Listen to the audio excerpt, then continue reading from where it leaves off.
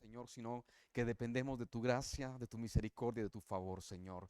Señor, venimos y nos presentamos ante ti como siempre. Venimos y nos presentamos delante de ti confiados en que tú, Señor, quieres hablarnos, confiados en que tú quieres instruir nuestros corazones para ayudarnos. Señor, ponemos en tus manos nuestra necesidad de ti, ponemos en tus manos nuestra necesidad de tu palabra, Señor, ponemos en tus manos nuestra necesidad de escucharte, porque de verdad, Señor, queremos aprender, queremos crecer, queremos estar contigo, Jesús. Por favor, ayúdanos, háblanos, Señor, para caminar contigo, Señor, y para no mirar atrás, para no retroceder, para no rendirnos, Señor. Por favor, háblale a la vida de cada persona que está aquí, que la enseñanza de esta tarde, Señor, pueda traer una verdad al corazón de cada uno, Señor, inspirar el corazón, mover el corazón, Señor, cautivar el corazón, tocar el corazón, hablar el corazón, traer edificación, Señor, al alma, a la iglesia, Señor, a los creyentes que esta tarde se presentan para escuchar esta enseñanza. En el nombre de Jesús, amén y amén. Muy bien, pues les decía que tengo el desafío esta tarde de que miremos un texto de la Biblia que no sé si ustedes, si algunos de ustedes, la mayoría de ustedes han pasado por este versículo, porque es un versículo que genera un poco de conflicto.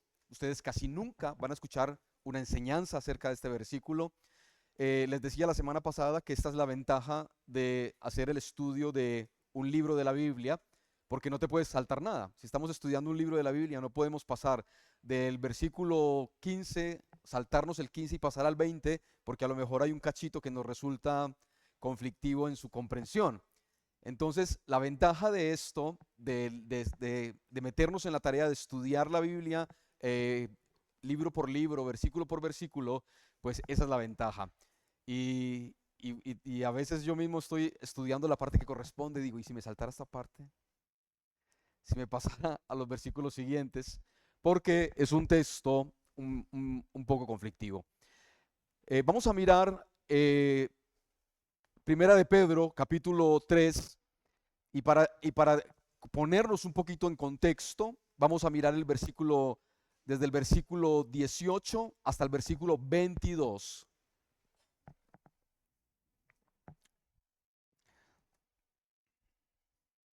Bueno, estamos, porque también Cristo padeció una sola vez por los pecados, el justo por los injustos, para llevarnos a Dios, siendo a la verdad muerto en la carne, pero vivificado en el Espíritu, en el cual también fue y predicó a los espíritus encarcelados. Esto fue lo que vimos la semana pasada. Los que en otro tiempo desobedecieron cuando una vez esperaba la paciencia de Dios en los días de Noé, mientras se preparaba el arca, en la cual pocas personas, es decir, 8, fueron rescatados, salvados por agua. ¿Sí? Salvadas por agua. Versículo 21, que es el que nos corresponde para hoy.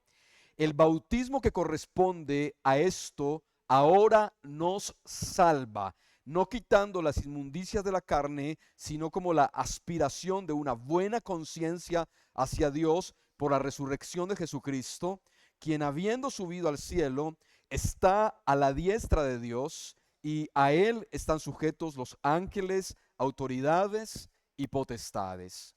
Bien, la semana pasada estuvimos viendo un acercamiento, una interpretación al versículo 19 y 20, perdón, a los versículos 19 y 20.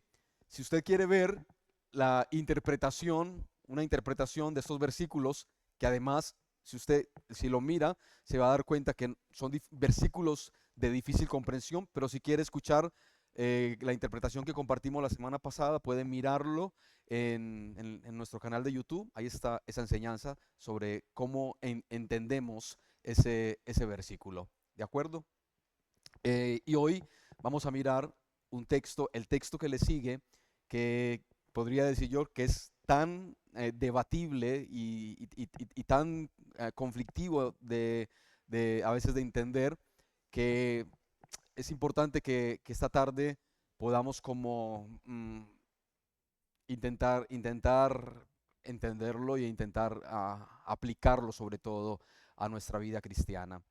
El versículo 21, el versículo 21 comienza diciendo lo siguiente: el bautismo que ahora corresponde a esto, el bautismo que corresponde a esto ahora nos salva. Vale, aquí ya empezamos a decir una cosa muy importante. ¿Salva el bautismo? Voy a plantear la pregunta de otra forma. ¿Una persona debe bautizarse para poder ser salva? ¿Mm? Y entonces, ¿qué le decimos a este versículo?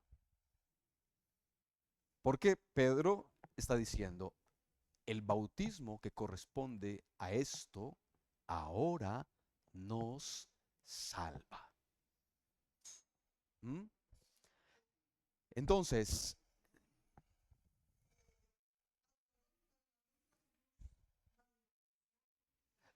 todos sabemos lo que dice la Biblia. Lo que estamos mirando es lo que dice este versículo. Todos sabemos la historia del ladrón y todos sabemos ese versículo. Lo que estamos viendo es lo que dice este versículo. Porque no podemos esquivar el versículo y simplemente decir eso del ladrón en la cruz. Necesitamos entender el versículo, ¿sí? Necesitamos entender el versículo. Porque cuando alguien viene a nosotros y nos dice, si alguien viene a usted y le dice, mire, es que este versículo dice que el bautismo sí salva. Usted no puede esquivar el versículo y remitirse al ladrón de la cruz para esquivar el texto. Necesitamos explicar el texto. Entonces, en cierto sentido, lo que Teresa está intentando hacer también es necesario, pero sin huir del versículo. ¿Por qué? Porque, ¿qué dice la Biblia acerca de la salvación? ¿Sí? ¿Qué dice la Biblia acerca de la salvación? ¿Qué dice la Biblia acerca de cómo y por qué una persona es salvada? ¿Sí? ¿Cómo se efectúa la salvación en los creyentes, en las personas? Entonces esto es importante. Y esto es muy importante porque una de las iglesias más numerosas del mundo, que es la Iglesia Católica, entiende que el bautismo salva a partir de un versículo como este. Por eso bautizan a los niños recién nacidos, porque por si se muere, como no tiene elección de decidir, entonces lo bautizan porque el bautismo salva, ¿sí? El bautismo salva. Luego hay otra secta pseudo cristiana que también su énfasis más importante dentro de su credo y dentro de su fe es decir que necesitamos el bautismo para ser salvados, ¿sí? ¿Dónde está el problema? El problema está en la interpretación del texto sin tener en cuenta un montón de cosas importantes que hay que pensar para ello. En primer lugar, debo decir lo siguiente, que creo que ya lo he dicho otras cosas. Cualquier pasaje, cualquier versículo que tiene una tendencia a ser oscuro porque es difícil de entender, debe ser entendido a la luz de otros versículos. ¿Qué quiere decir esto? En este caso, ningún versículo en solitario es suficiente para plantear una doctrina absoluta y completa. Para hablar de la salvación, necesitamos saber qué dice la Biblia en general acerca de la salvación, ¿sí? Entonces, para hablar de eso, podríamos pasar un montón de horas aquí hablando acerca de lo que dice la Biblia respecto a la salvación, y en ningún caso llegaríamos al punto de que el bautismo hace parte de lo necesario para que una persona que ha creído sea salvada. ¿Sí? Qué dice, por ejemplo, Efesios capítulo 2, versículo 8? Efesios 2:8. Vamos a ver. Efesios 2:8 dice, mirar esto. Porque por gracia que sois salvos, ¿por medio de qué? Por medio de la fe. Es decir, que la salvación es una obra absoluta y rotunda como resultado de la fe. ¿Sí? Como resultado de la fe. Y que solo somos salvos por la fe.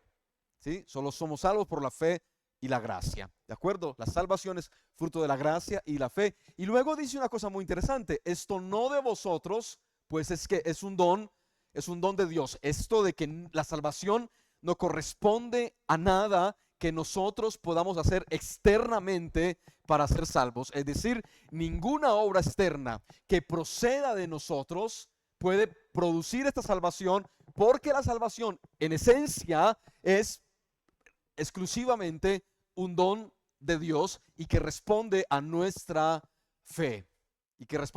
Eso es la salvación. Todo lo que veamos en la Biblia respecto a la salvación responde a este hecho.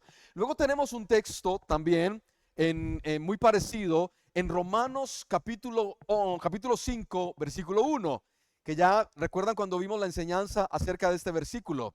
¿Sí? Romanos capítulo 5, versículo 1 dice que justificados pues por la fe tenemos paz para con Dios. ¿Qué quiere decir esto? Que la única manera de ser vistos como justos y poder tener una relación con Dios es mediante ¿qué? Mediante la fe. Lo cual quiere decir que no hay otra cosa, no hay nada más que pueda hacer que seamos vistos por Dios como justos. Esto quiere decir que el bautismo nunca logrará que seamos vistos como justos, porque esa función o esa tarea o ese hecho de ser vistos como justos solamente es probable, solamente es posible a través de ¿qué? De la fe y por medio de Jesucristo. Nada puede reemplazar la obra de Jesucristo en la cruz y nuestra fe en esa obra de la cruz. La obra de la cruz y nuestra fe no puede ser reemplazado por nada. Es decir, cuando tengamos que rendir cuentas al Señor, o cuando el Señor nos mira y cuando nos ve a nosotros como justos, nos ve como justos por lo que Él hizo y la fe que nosotros ponemos en lo que Él hizo. Ninguna de nuestras acciones, ninguna de nuestras justicias, ninguna de nuestras obras jamás serán un motivo para que Dios nos considere justos. Nunca podremos hacer nada, ni el bautismo, ni la Santa Cena, ni nada que hagamos nosotros, ningún ritual espiritual, ningún ritual religioso, ningún acto religioso será nunca suficiente ni necesario para ser vistos como justos delante del Señor. Solamente la fe en la obra de nuestro Señor Jesucristo. ¿Sí? Romanos capítulo 8, versículo 1.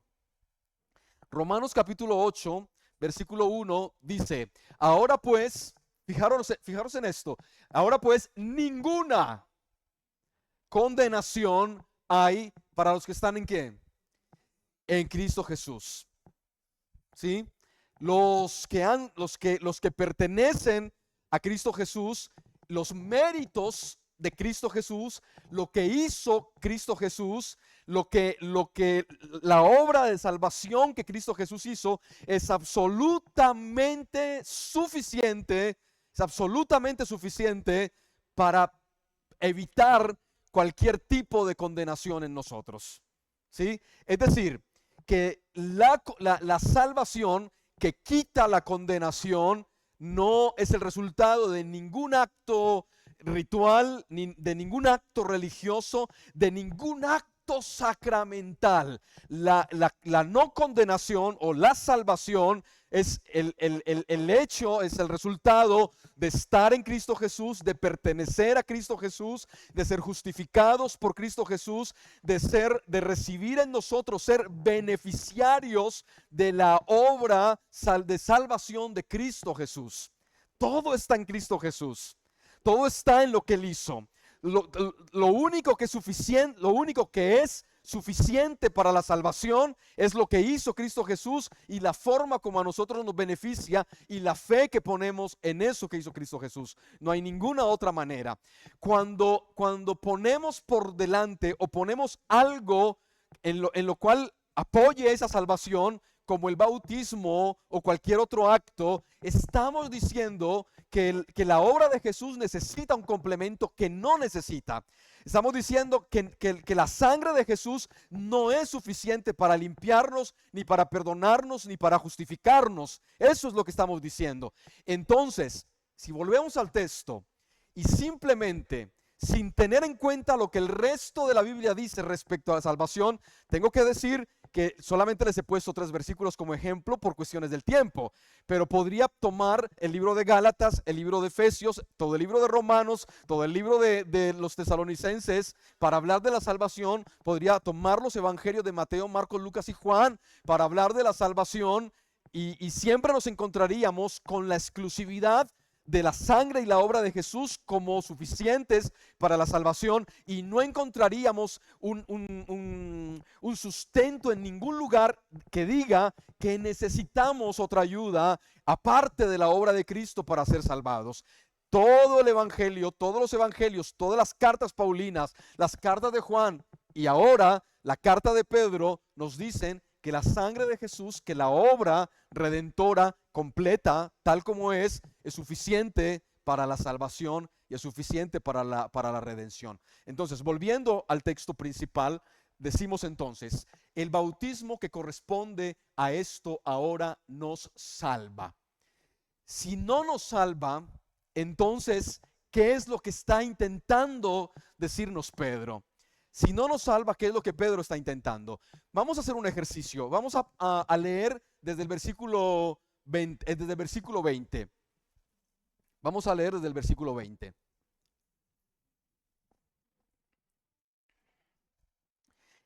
Los que en otro tiempo desobedecieron cuando una vez esperaba la paciencia de Dios en los días de Noé, me encanta eso de la paciencia de Dios, mientras se preparaba el arca en la cual pocas personas, es decir 8, fueron salvadas por agua. El bautismo que corresponde a esto ahora nos salva. Pedro no hace un stop en su discurso, en su pensamiento, en lo que está diciendo. Pedro sigue hablando y entonces es importante saber esto. Es importante que Pedro viene desarrollando una idea, que ese versículo 21 no es un versículo aparte de la idea de Pedro. Pedro viene diciendo una idea y hay que entender lo que Pedro viene diciendo desde la idea completa. ¿De acuerdo? Así que esto es importante. También es importante tener en cuenta que la forma como Pedro lo está diciendo, la forma como Pedro está hablando, y aquí es muy importante entender que está hablando Pedro y que está hablando a una iglesia compuesta por creyentes judíos, que Pedro es judío, y aquí viene entonces la parte interesante. En el contexto judío, el lavarse con agua era muy importante. Lavarse con agua era muy importante. En el tabernáculo, cuando Moisés construye el tabernáculo, el Señor le da instrucciones precisas a Moisés de construir un lugar en el tabernáculo en el cual los sacerdotes pudiesen lavarse las manos y los pies antes de acceder al lugar santo o al lugar santísimo. Moisés, sé que no te di estos textos, pero Éxodo capítulo 30, versículo 17 al 21. Éxodo capítulo 30, versículo 17 al 21. Perdón, lo pasé por alto. Éxodo capítulo 30, 17 al 21. Éxodo 30, 17 al 21. Bien, habló Jehová a Moisés diciendo, ¿sí? Harás también una fuente de bronce con su base de bronce para lavar y la colocarás entre el tabernáculo de reunión y el altar entre el tabernáculo de reunión y el altar, y pondrás en ella ¿qué? Agua. Versículo 19. Y de ella se lavarán a Aarón y sus hijos las manos y los pies. Versículo 20. Cuando entren en el tabernáculo de reunión, se lavarán ¿con qué? Con agua, para que no mueran. Y cuando se acerquen al altar para ministrar, para quemar la ofrenda encendida para Jehová. Entonces, los sacerdotes, Aarón y Moisés y los sacerdotes que habían allí, antes de ofrecer cualquier sacrificio, tenían que purificarse y purificarse las manos y lavarse los pies para no estar contaminados de nada, por si las moscas, siempre tenían que lavarse. Luego vamos a mirar otro texto que es Éxodo capítulo 40, versículo 31, Moy.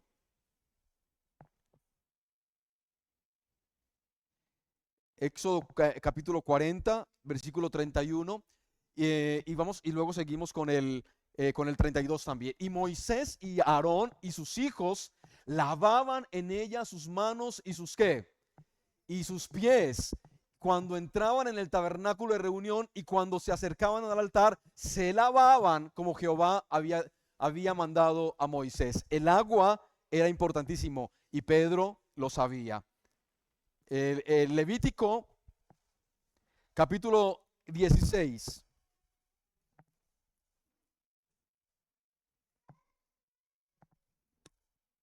Levítico capítulo 16. Sí, 16, 4, 16:4. Se vestirá la túnica santa de lino y sobre su cuerpo tendrá calzoncillos de lino, y se ceñirá el cinto de lino, y con la mitra de lino se cubrirá, con las santas vestiduras. Con ellas se ha de vestir después de ¿qué? Después de lavar su cuerpo con agua. Bien. Esto era un mandato, era una palabra, unas instrucciones que Dios había dado al pueblo de la importancia de purificarse con agua. El agua en el Antiguo Testamento es símbolo de purificación. El agua es símbolo de purificación. El sacerdote tenía que, antes de ofrecer un servicio a Dios, el sacerdote, Moisés, Aarón y los sacerdotes tenían que lavarse y purificarse para poder servir a Dios. Y en este caso, antes de ponerse las vestiduras sacerdotales, el sacerdote debía lavarse ¿qué? Todo el cuerpo con agua. Bien, Efesios capítulo 5, versículo 26. Moisés, me faltaron la mitad. Me faltó la mitad. Efesios capítulo 5, versículo 26. Efesios 5, 26.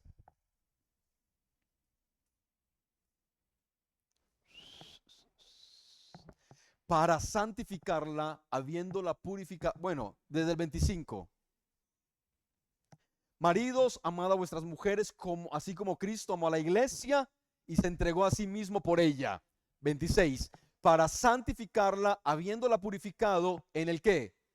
En el lavamiento del agua por la palabra. Ahora, ustedes ya van a ver en el Nuevo Testamento cómo los discípulos, inclusive Jesús, comienzan a trasladar ese pensamiento de la purificación con agua que había en el Antiguo Testamento. Ellos comienzan a darle un sentido más espiritual y más profundo. Ellos le quitan la literalidad, incluso Jesús, porque recuerden cuando Jesús habla con Nicodemo, ¿se acuerdan? ¿Sí? Jesús le dice a Nicodemo que es necesario que sea ¿qué?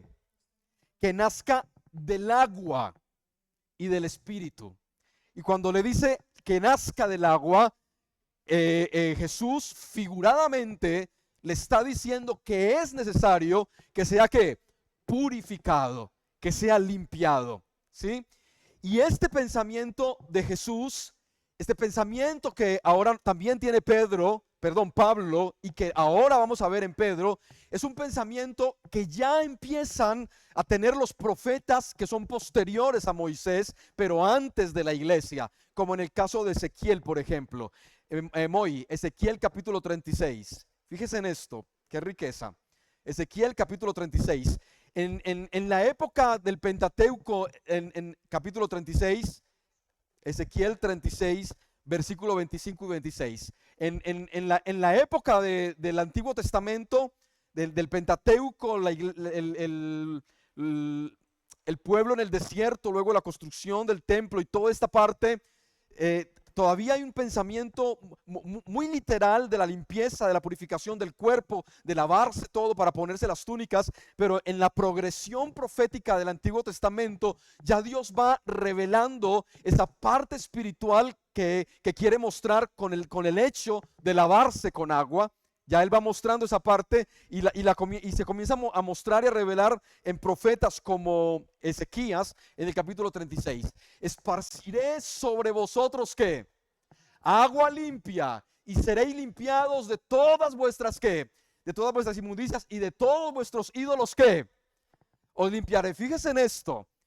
Ya el Señor mismo, a través del profeta Ezequiel, Él ya le está dando un sentido distinto al agua. Ya no está hablando de lavarse en términos literales, está hablando en sentido figurado. Está utilizando el mismo Dios un recurso tomado de una acción literal que se aplicaba por los sacerdotes. El Señor está tomando ese recurso para enseñar una verdad espiritual, ¿sí? Y me gusta la última parte porque dice, para limpiar con agua, para ser limpios de todas vuestras inmundicias y de todos vuestros ídolos os limpiaré, ¿sí? Limpiar desde el interior con agua. El concepto que corresponde al versículo es un concepto de purificación, ¿sí? Es un concepto de limpieza, pero ahora limpieza desde adentro. Versículo 26, Moy. Os daré corazón nuevo, pondré espíritu nuevo entre vosotros y quitaré de vuestra carne el corazón de piedra y os daré un corazón de carne. Ahí ya está hablando de una limpieza profunda en el corazón, ¿sí? Pero el concepto del agua está allí. ¿Quién le da ese sentido espiritual al lavamiento con el agua del Pentateuco, de los escritos de Moisés? Ese sentido no lo cambia ni Pablo, no lo cambia Pedro. Ese sentido espiritual del lavamiento se lo da Dios mismo. Y entonces está Pedro y Pablo pensando en eso, y el mismo Jesús toma esta idea y le dice a Nicodemo: es necesario que nazcas del agua y del espíritu. Le está diciendo que es necesario, lo que dice el versículo 25, que sea limpiado. Le está diciendo que sea limpiado y que sea limpiado por dentro, ¿sí? Porque Nicodemo tiene una pregunta: ¿cómo puedo heredar el reino de los cielos? Jesús le está diciendo: es necesario que seas limpiado por dentro, ¿sí? Entonces, los literalistas dicen que cuando Jesús le está diciendo eso a Nicodemo, le está diciendo que se bautice. No, Jesús no le está diciendo a Nicodemo que se bautice. Jesús le está diciendo a Nicodemo lo que está diciendo el versículo 25, lo que está diciendo, lo que dice el Señor a través del profeta Ezequiel, ¿sí? Por eso Pedro habla de esta forma, porque Pedro está remitiéndose a estos pensamientos, a la comprensión que había en el Pentateuco sobre lavarse con agua, al sentido espiritual que luego el mismo Señor da a través de profetas como el profeta Ezequiel, o a través de hombres de Dios como David. Porque hay un versículo, hay un libro de David donde dice: lávame y seré limpio. Lávame y seré limpio, dice David. Y ya David no está diciendo échenme agua para limpiarlo. Él está tomando esa figura del agua para referirse a la necesidad de ser limpio internamente. ¿Qué estamos diciendo entonces? Estamos diciendo que los apóstoles del Nuevo Testamento están haciendo una referencia muy directa al Antiguo Testamento para hablar de una figura de limpiarse con agua. ¿De acuerdo? Vamos otra vez a Primera de Pedro capítulo 3. Entonces, Pedro dice, capítulo 3, versículo 21, el bautismo que corresponde a esto ahora os salva.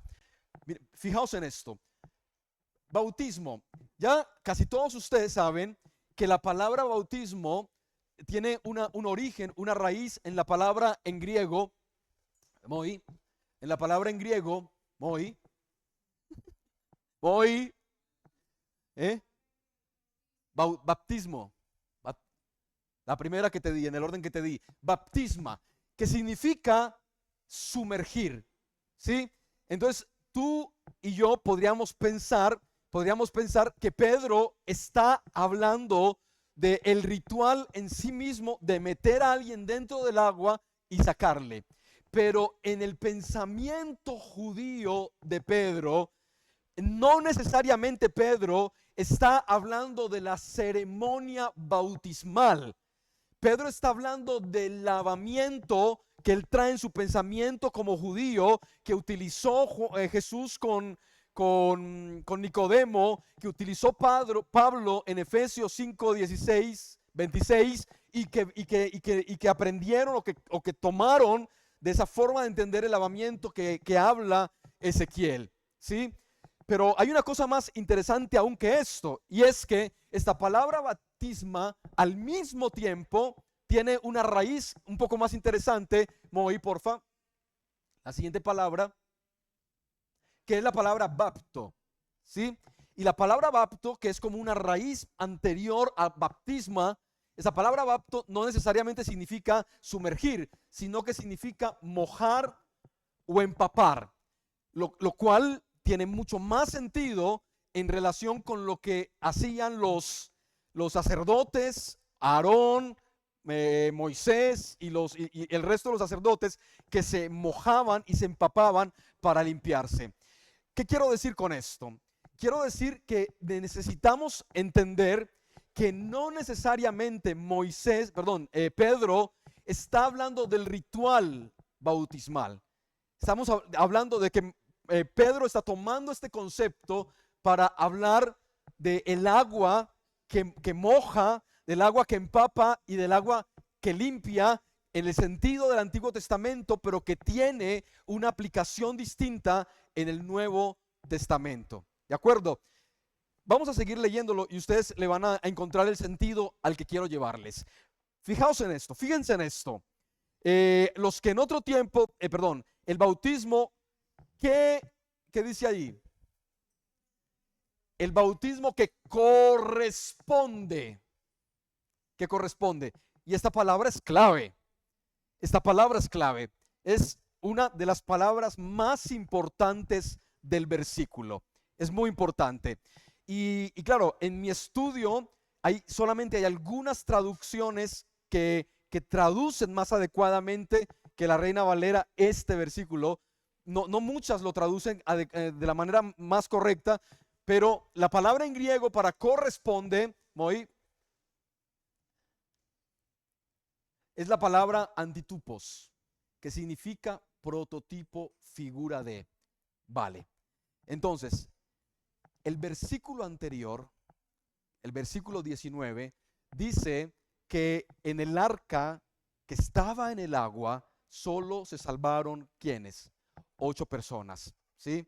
Y Pedro está tomando esa figura para decir que el baptisma, es decir, que eso que sucedió allí, esa salvación que sucedió allí en el agua, es un tipo de lo que el Evangelio hace en nosotros. El Evangelio nos limpia, el Evangelio nos purifica, el Evangelio hace una limpieza en nosotros por dentro, ¿sí? Hace una limpieza en nuestro interior. Y esta palabra es clave, antitupos, porque la palabra clave aquí es: el agua es un prototipo de, es una figura de, no es la realidad en esencia, ¿sí? Es un prototipo de. Y entonces aquí es donde tenemos que decir entonces que Pedro mismo se encarga de explicar por qué es un prototipo. Vamos a mirar el texto, Moisés. El bautismo que corresponde a esto ahora nos salva. No quitando qué. Cuando Moisés, Aarón y los sacerdotes pasaban por el lavacro para lavarse las manos por la fuente, ¿qué quitaba? Las inmundicias de qué? De la carne. Quitaba la suciedad por si habían tocado algo impuro, quitaba toda la suciedad de las manos y de los pies, y luego si se lavaban todo el cuerpo, quitaba la suciedad del cuerpo. Y Pedro está diciendo, eso es exactamente lo que sucede cuando nosotros cuando somos limpiados, cuando somos purificados. Cuando somos purificados en esta nueva purificación, en este nuevo lavamiento, lo que sucede es que no nos quita las impurezas de qué? De la carne, sino que hace lo que dijo Ezequiel. ¿Va a dónde? Al alma, al corazón. No nos quita las impurezas. El lavamiento que recibimos como creyentes no nos quita las impurezas de la carne. Pedro no está hablando del bautismo como ritual, está hablando de lo que sucede en los creyentes cuando somos limpiados. Y está tomando una figura del Antiguo Testamento para decir cómo los creyentes somos limpiados por el agua de la palabra, como dice Pablo en Efesios versículo 26. Somos limpiados por la palabra, somos limpiados por la verdad, dice la Escritura, ¿sí? Entonces, pero yo no puedo agregar más de lo que Pedro está diciendo. Voy a decir exactamente lo que Pedro está diciendo. Entonces, Pedro está diciendo, el bautismo que corresponde a esto ahora nos salva, no quitando las inmundicias de la carne, como sucedía con Aarón y como sucedía con los sacerdotes, ¿sí? Sino como lo ha descrito el profeta Ezequiel, limpiando por dentro, sino como la aspiración de una buena conciencia hacia Dios. Es decir, cuando somos limpiados, cuando el creyente es limpiado por dentro, no es limpiada la suciedad de su carne, es limpiado en su conciencia, ¿sí? Es limpiado en su ser interior. Y su ser interior, en su ser interior, cuando es limpiado, sucede algo impresionante. Vamos a mirarlo. Sucede algo impresionante. Moisés, colócame la otra palabra que tengo allí. Fijaos en esa palabra. Devuélveme un poquito. No, al versículo otra vez, quiero decir. Al versículo. No quitando la inmundicia de la carne, sino como que como la aspiración de una buena conciencia hacia Dios. En donde nos vamos a detener es en esta palabra aspiración, ¿de acuerdo? Es en esta palabra aspiración, porque ¿qué vamos a decir? Vamos a decir que cuando somos limpiados, sí que somos salvados, pero no somos salvados por el hecho de que estamos siendo pasados por agua. Estamos siendo salvados por lo que sucede en nuestro corazón, por la obra de Cristo, que es lo que dice al final del versículo. Pero el efecto de la limpieza en nuestro interior es poderosísimo, Miren esto, Moisés, ponme la siguiente palabra, aspiración. No, la siguiente palabra en griego, ¿no tenemos otra? No, vale. Entonces, solo tienes tres. Bueno, pues la palabra en griego para aspiración es muy interesante porque es una palabra que significa que el ser humano comienza internamente a provocar unas demandas en la conciencia que tienen que ver con Dios. Es decir, que somos limpiados de tal manera internamente que nuestro ser interior comienza a demandar, aspiración, comienza a demandar en que nuestra conciencia tenga una inclinación poderosa hacia las cosas de Dios. Eso es lo que sucede cuando somos limpiados. Cuando somos limpiados, nuestro ser interior tiene otras demandas distintas. Unas demandas distintas que afectan directamente a nuestra conciencia. Y esto me gusta, porque, porque el ser humano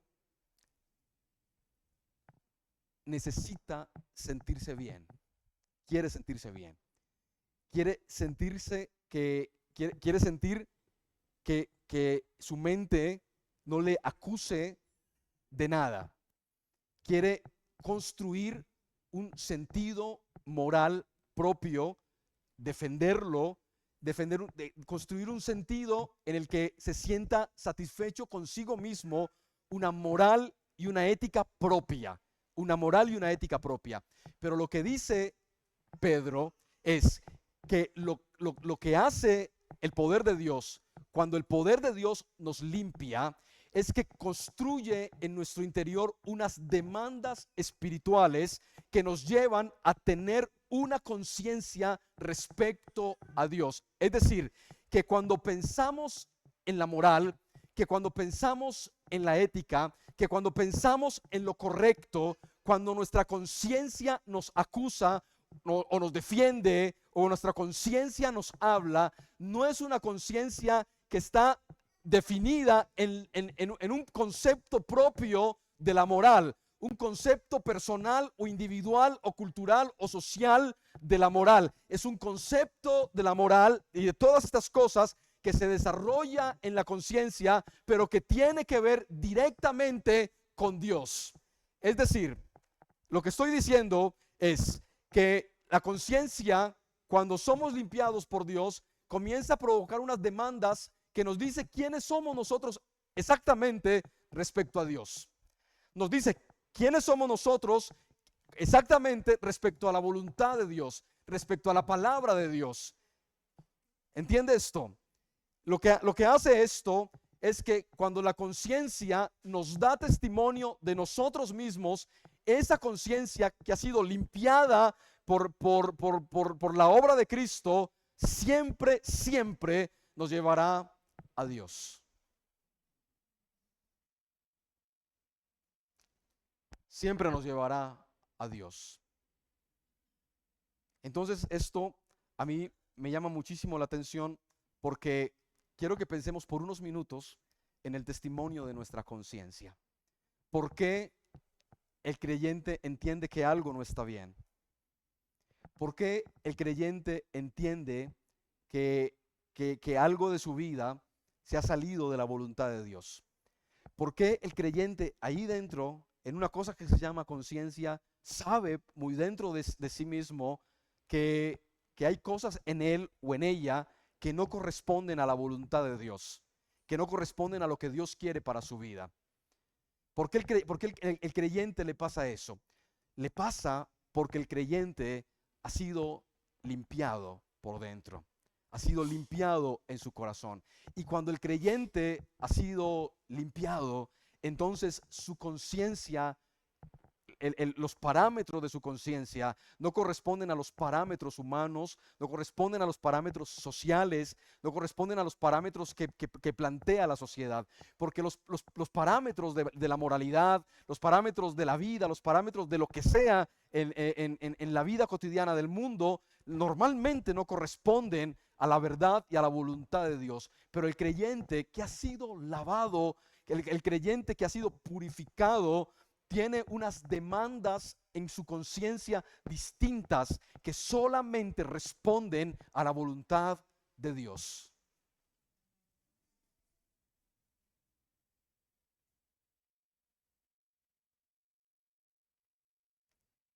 Solamente responden a la voluntad de Dios. Entonces fíjese lo que Pedro está diciendo.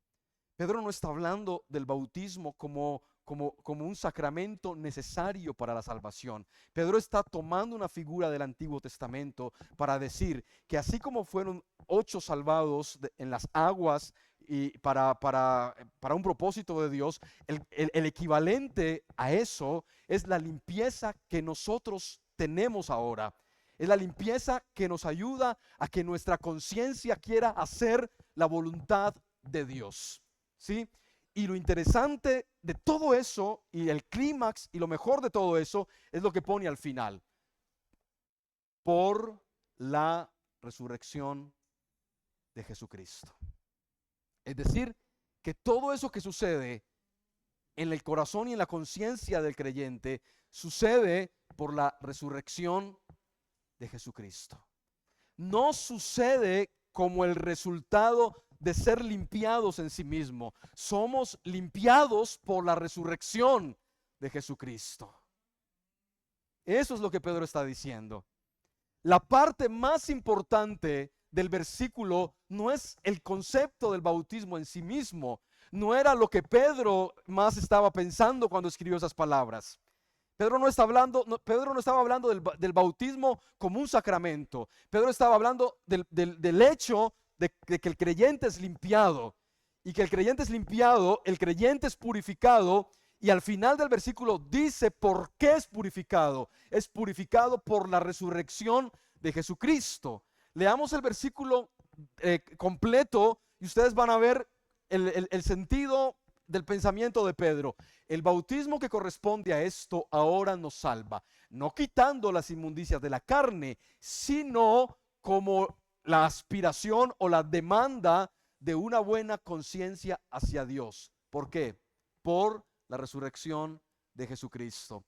Somos limpiados no de nuestras impurezas externas, somos limpiados por dentro a tal grado que lo que nuestra conciencia ahora demanda es hacer la voluntad de Dios. Y eso solo es posible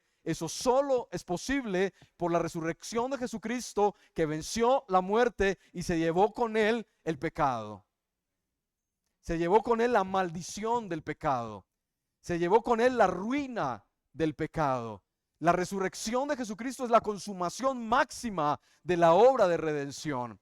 Pablo dice, si Cristo no hubiese resucitado, en vano predicaríamos el evangelio, porque es el clímax, es el vencimiento sobre la maldición del pecado. La resurrección es la que rompe definitivamente el yugo. La resurrección es la que rasga definitivamente el velo que nos separa. La resurrección es la cumbre de la obra redentora. Eso es lo que hace la resurrección.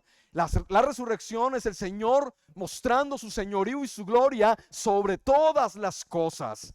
Sobre todas las cosas. Somos redimidos por una obra completa de redención que tiene su cumbre máxima en la resurrección de Jesucristo. La redención tiene su cumbre máxima en la resurrección de Jesucristo. Ese es lo máximo en la salvación, y ahí es la cumbre, y eso es lo que sucede. Eso es lo que sucede. Tengo que decir, y terminando diciendo lo siguiente. Este versículo no hace otra cosa más que reforzar la doctrina de Pablo en Efesios 2:8, en Romanos capítulo 5:1, Romanos capítulo 8:1 y todos los demás textos que hablan acerca de la salvación. Porque somos purificados, somos lavados con un agua espiritual que también utiliza en ese sentido Ezequiel y Jesús. Somos limpiados por un agua espiritual, somos purificados por una agua espiritual, pero que tiene su origen en la resurrección ¿de quién? De Jesucristo. En la resurrección de Jesucristo.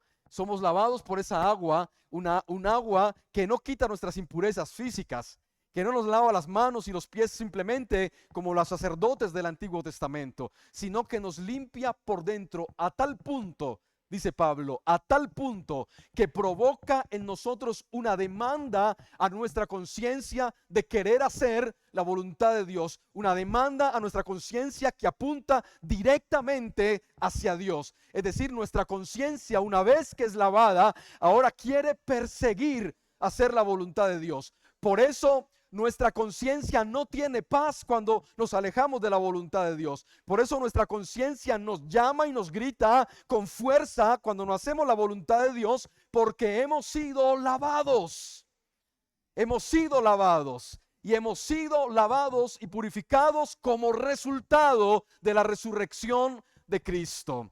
¿Sí? Este versículo no habla del bautismo para salvación, habla de la redención por la resurrección de Cristo, y que tiene un efecto que nos limpia, tiene un efecto que nos purifica. Cuando Jesús le está diciendo a Timoteo, tienes que nacer del agua, le está diciendo, tienes que cambiar, tienes que ser limpiado para que tu pensamiento sea cambiado. ¿Cómo puedo entrar al reino de los cielos?, preguntaba Nicodemo. ¿Cómo puedo entrar al reino de los cielos? Y Jesús dice, tienes que hacer lo que se hacía en el Antiguo Testamento, porque ellos no podían entrar al lugar santísimo sin ser purificados en agua. Tú tienes que hacer exactamente lo mismo, pero ahora esta agua es espiritual, es una agua que no te va a limpiar por fuera, es un agua que no va a lavar tus manos, no va a lavar tus pies, va a limpiar tu corazón, va a limpiarte por dentro, va a cambiarte, va a limpiar tu conciencia, de tal manera que cuando tu conciencia sea limpia, tu pensamiento sea limpio, tu pensamiento ahora va a apuntar hacia Dios. Va a apuntar hacia Dios, como dice este versículo. Tu conciencia va a apuntar hacia Dios. Y una conciencia que apunta hacia Dios es una conciencia que demandará su voluntad, demandará sus propósitos, demandará todo lo que tiene que ver con Él, porque es una conciencia transformada, es una conciencia cambiada, es una conciencia que no puede pasar por la oscuridad sin ser consciente de que está pasando por la oscuridad. Es una conciencia que no puede pasar por caminos de desierto y de valle de sombra de muerte sin ser consciente que está pasando por desierto de valle de sombra de muerte. Ahora tiene conciencia de eso, tiene conciencia de la oscuridad, tiene conciencia de las tinieblas, tiene conciencia de la luz y apunta hacia la luz porque es una conciencia que ha sido limpiada por la sangre y por la resurrección de Cristo Jesús. Ese es el sentido de ese versículo. Amén. Pues muy bien. Que Dios les bendiga, mis hermanos. Póngase de pie, por favor. Vamos a orar.